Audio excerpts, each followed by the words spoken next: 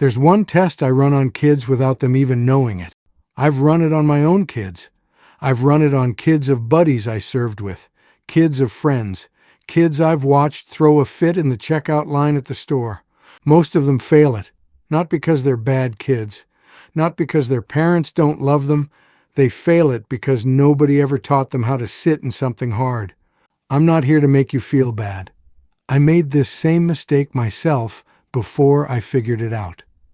But by the end of this video, you're going to know exactly what the test is, why so many kids fail it, and more importantly, exactly what to do if yours does. I spent years in the Marine learning how to sit in uncomfortable situations before I ever had kids.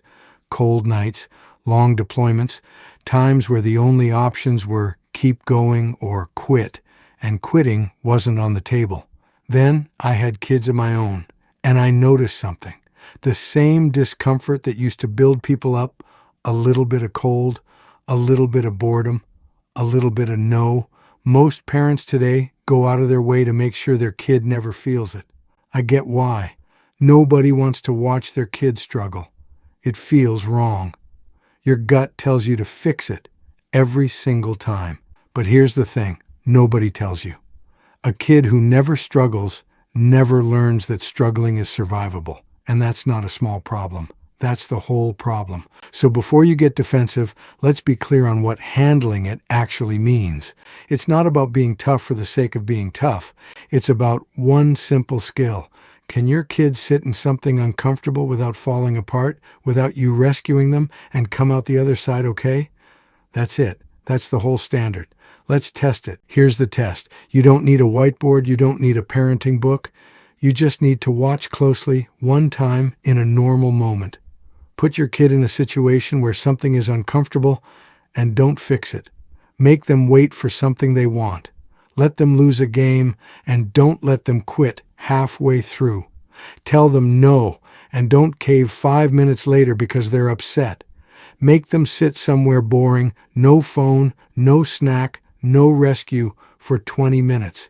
Make them carry something a little too heavy, or finish a chore that's a little too hard for their age, or sit outside when it's a little too cold for comfort. Watch what happens. If they can sit in that, if they can be bored or cold or told no or losing and just exist in it without melting down, they pass. If they can't, if it turns into a full meltdown, or they beg you to fix it, or worse, you fix it because you can't stand watching them struggle. That's the test failing, right there in real time. I've watched this happen with my own kids. Long drives with no screens, camping trips when the weather turned bad, and we couldn't just pack up and leave. Days where the answer was no, and I didn't budge no matter how loud the protest got. Some of my kids handled it fine. Some of them didn't, not at first. And that's the gap we're talking about today, not a character flaw, a skill nobody taught them yet. Here's where I want to be honest with you, because this isn't really about bad parenting. It's about a world that's changed faster than our instincts have. Think about how a kid's day looks now compared to 20 years ago. Bored in the back seat, hand them a tablet, upset about losing a game. Everybody gets a trophy so nobody has to feel that sting. Don't want to do a hard chore? Fine, we'll do it for them. It's faster anyway. Throwing a tantrum in public? Give them what they want, so it stops. None of that comes from bad intentions. It comes from love, from wanting to protect them, from being busy and needing the fastest way to make the discomfort, theirs or yours, go away. But every time we do that, we're sending the same message without meaning to. You can't handle this, so I'll handle it for you. Say that enough times, in enough small moments, and a kid grows up believing it, not because you told them directly, because you showed them over and over that discomfort is something to escape, not something to get through. Here's the part that really gets me. It's not even about the big stuff.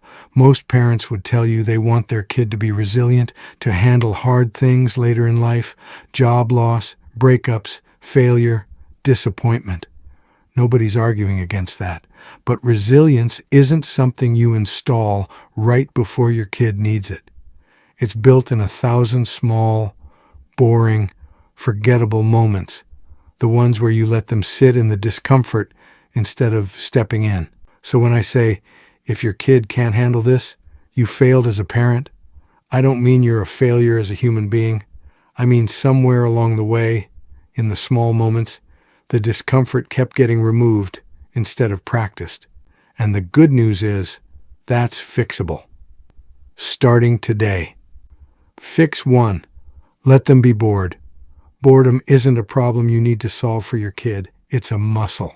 The first few times you take away the phone or the tablet and just let a kid sit there with nothing to do, it's going to be rough. They'll complain. They'll ask you 15 times what they can do. Don't answer it for them. Give it time. Kids who are allowed to be bored eventually start making their own fun, building something, imagining something, figuring out their own way through the silence. That's not a nice bonus. That's the entire skill you're trying to build, sitting with nothing and being okay anyway. Fix 2. Let no actually mean no. This one's harder than it sounds because kids are relentless. They'll push, they'll cry, they'll negotiate like a tiny lawyer, and in the moment, giving in feels so much easier than holding the line. But every time no turns into okay, fine, after enough pushback, you're teaching them something real. Discomfort is temporary if you just push hard enough. That's a dangerous lesson to carry into adulthood. Say no when you mean it, and let them feel whatever they feel about it. You're not being cruel. You're letting them practice hearing a word they're going to hear for the rest of their life. Fix 3. Let them struggle before you step in.